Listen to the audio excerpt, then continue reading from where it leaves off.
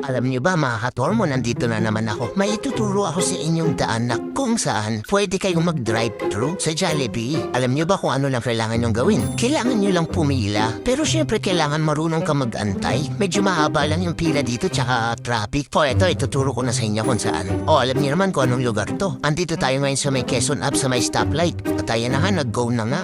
Kung kayo aalis mga katormo, dyan lang kayo. Sundan nyo lang yung video natin. Shoutout nga pala sa mga nakakasabay ko palagi dito. Sa araw-araw na ginawa ng news, shoutout sa inyong lahat. Nitong time na to, wala masyadong traffic nang dumaan ako. Kasi minsan papasok ko pa lang dito, traffic na. Eto, malapit na tayo sa pangalawang stoplight. Tatawid na tayo dyan. Sakto talaga, kulay green. Go ba yan pag green? Siyempre go yan. Sa amin kasi sa Dahlia, yung kulay red, go rin eh. Ang galing! Ang galing!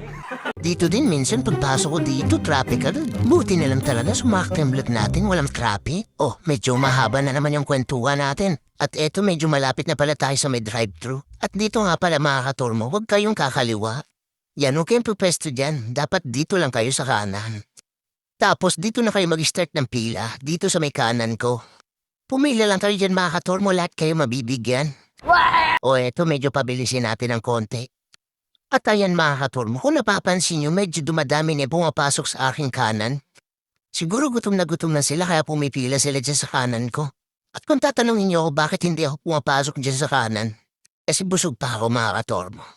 Hindi totoo yan. At eto, kung mapapansin nyo mga katormo, nagulat ako bakit pumapasok na sila dito sa kaliwa ko. Parang biglang nagbago yung mga isip nila na parang hindi na sila gutom. Nung medyo nasisiksik na nila ako, kumaliwa ako. Ayan, umovertake ako saglit. Tingnan niyo naman yung kaliwa, wala nang tao. Ano kayo nangyari? Sayang naman yung pila, oh. Kung kailan malapit na silang mabigyan.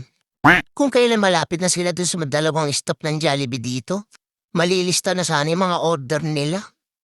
Ayan, oh, yung dalawang stop ng Jollibee. Kaya yung mga gustong pumunta dito at maka-order ng mabilisan sa Jollibee, abe pumila lang kayo dyan. So yun lang mga katormo. Bida ang saya.